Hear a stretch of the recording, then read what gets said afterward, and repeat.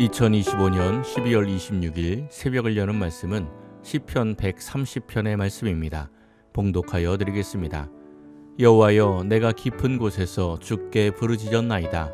주여, 내 소리를 들으시며 나의 부르짖는 소리에 귀를 기울이소서. 여호와여, 주께서 죄악을 지켜보실진대 주여, 누가 서리이까? 그러나 사유하심이 주께 있음은 주를 경외하게 하심이니이다. 나 곧 내 영혼은 여호와를 기다리며 나는 주의 말씀을 바라는도다. 파수꾼이 아침을 기다림보다 내 영혼이 주를 더 기다리나니 참으로 파수꾼이 아침을 기다림보다 더하도다. 이스라엘아, 여호와를 바랄지어다. 여호와께서는 인자하심과 풍성한 속량이 있음이라. 그가 이스라엘을 그의 모든 죄악에서 속량하시리로다. 아멘. 시편 120편에서 134편까지는 성전에 올라가는 노래라는 표제어가 붙어 있습니다. 성전에 올라가는 노래에는 찬양과 경배, 축복에 관한 내용이 많습니다. 그런데 오늘 시편 130편은 탄식으로 시작을 합니다. 1절과 2절입니다. 여호와여, 내가 깊은 곳에서 주께 부르짖었나이다. 주여, 내 소리를 들으시며 나의 부르짖는 소리에 귀를 기울이소서. 아멘. 깊은 곳에서 주께 부르짖었다고 고백하며 자신의 부르짖는 소리에 귀를 기울여 달라고 기도하고 있습니다. 요나 선지자의 고백이 떠오르는 말씀입니다. 마치 물고기 뱃속에 있었던 요나처럼 아무것도 할 수 없는 깊은 고통과 탄식 중에 하나님께 기도하고 있는 것입니다. 왜 탄식하고 있었는지 3절입니다. 여호와여, 주께서 죄악을 지켜보실진대 주여, 누가 서리이까? 아멘. 하나님께서 나의 모든 죄악을 지켜보시는 것을 알기에 탄식하고 있습니다. 자신의 죄를 깨달은 사람은 하나님 앞에 서기를 두려워합니다. 잠언 14장 9절은 말씀합니다. 미련한 자는 죄를 심상히 여겨도 정직한 자 중에는 은혜가 있느니라. 아멘. 영적으로 둔해지면 죄를 심상히 여깁니다. 대수롭지 않게 여긴다는 의미입니다. 하지만 성도는 믿음이 성장할수록 자신의 죄에 대해 민감해집니다. 누가복음 5장을 보면 예수님께서 갈릴리 해변에서 시몬의 배에 오르시어 육지에서 조금 떼게 하신 후 배 위에서 무리들을 가르치십니다. 시몬의 배가 강대상이 된 것입니다. 갈릴리 해변 대성회가 열렸습니다.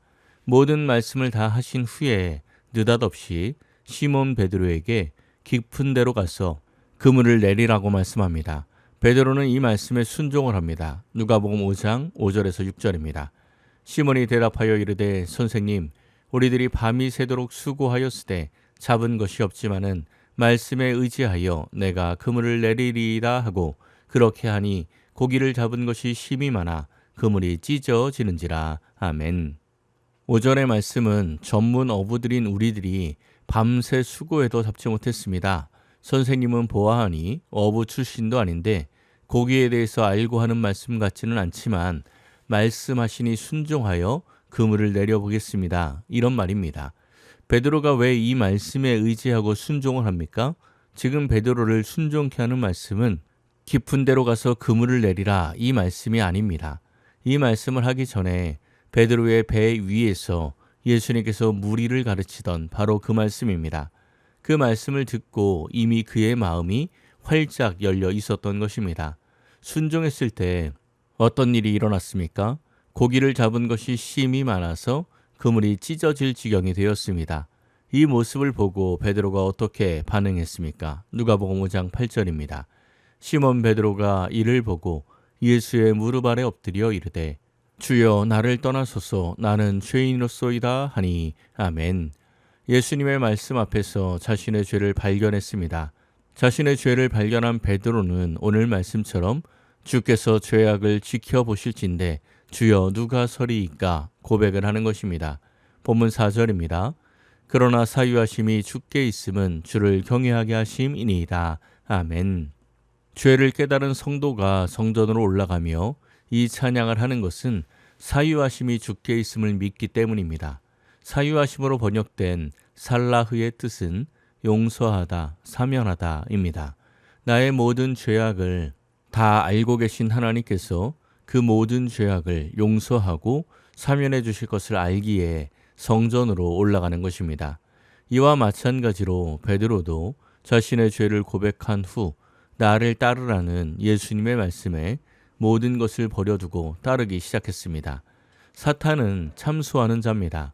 죄를 깨닫고 사유하시는 하나님께 나아가는 것을 방해합니다. 하지만 우리가 아무리 죄의 깊은 곳까지 떨어졌을지라도 하나님께서 우리를 부르실 때 응답한다면 반드시 용서하시고 품어주심을 기억해야 합니다. 자신의 죄를 깨닫고 용서하심이 하나님께 있는 것을 깨달은 사람은 어떻게 해야 하는지 5절과 6절입니다. 나 곧 내 영혼은 여호와를 기다리며 나는 주의 말씀을 바라는도다.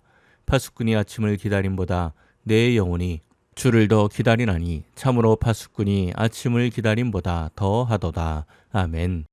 하나님을 기다리며 주의 말씀을 바라보아야 합니다. 하나님의 말씀을 기다리는 것이 파수꾼이 아침을 기다림보다 더 기다려야 합니다. 군대에서 새벽 시간에, 특히 추운 겨울 새벽 시간에 보초 근무를 나가면 아침이 오기를 간절히 기다립니다. 우리의 인생 가운데 겨울의 새벽과 같은 시간이 있습니다.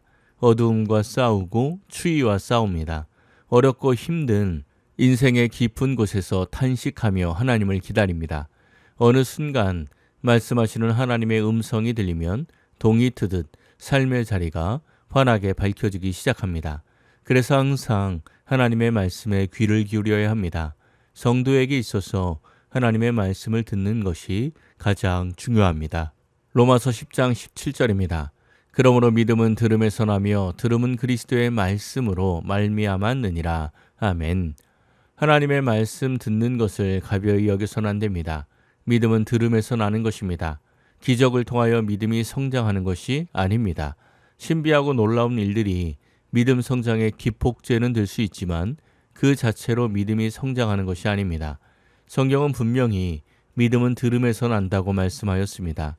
7절과 8절입니다. 이스라엘아 여호와를 바랄지어다. 여호와께서는 인자하심과 풍성한 속량이 있음이라. 그가 이스라엘을 그의 모든 죄악에서 속량하시리로다. 아멘. 우리는 오직 하나님을 바라보아야 합니다. 세상의 소유와 힘을 통해서 깊은 곳에서 건져지는 것이 아닙니다. 오직 하나님의 인자하심과 풍성한 속량으로 말미암아 깊은 곳에서 건져집니다. 그러므로 이제 더 이상 세상 의지하지 말고 소유를 의지하지 말아야 합니다. 오직 하나님만 의지해야 합니다. 하나님께서 우리를 구원하시는 방법이 속량입니다. 속량으로 번역된 파다라는 단어는 값을 지불하거나 그에 상당하는 대체물을 주므로 소유권이 이전되는 것을 의미합니다. 이 말씀의 완성이 예수님의 십자가입니다. 예수님께서 우리를 깊은 죄악의 구렁텅이, 사망의 구렁텅이에서 건지기 위해 이 땅에 오셨습니다. 우리를 속량하기 위하여 이 땅에 오신 예수님을 깊이 묵상하며 주의 말씀을 듣고 죄에 대해 민감하게 반응하며 경건하게 살아가는 복된 인생이 되시기를 예수님의 이름으로 간절히 축원합니다. 기도하겠습니다. 사랑의 하나님 감사합니다. 이 한 주간도 말씀과 기도로 보내게 하시니 감사드립니다. 이 세상을 살아가며 우리의 죄에 대해 민감하게 반응하지 못했음을 용서하여 주옵소서. 날마다 말씀을 가까이 하며 주의 말씀을 통해 죄를 깨닫고 죄와 멀리하여 경건한 인생이 되게 하옵소서. 오늘도 세상이 아니라 오직 하나님만 바라보며 주와 동행하는 복된 하루가 되게 하옵소서. 우리의 삶을 온전히 하나님께 맡겨드리며 우리 주 예수 그리스도의 이름으로 기도하옵나이다. 아멘. 오늘 말씀을 생각하고 하루를 결단하며 깊은 기도의 자리로 나아가겠습니다.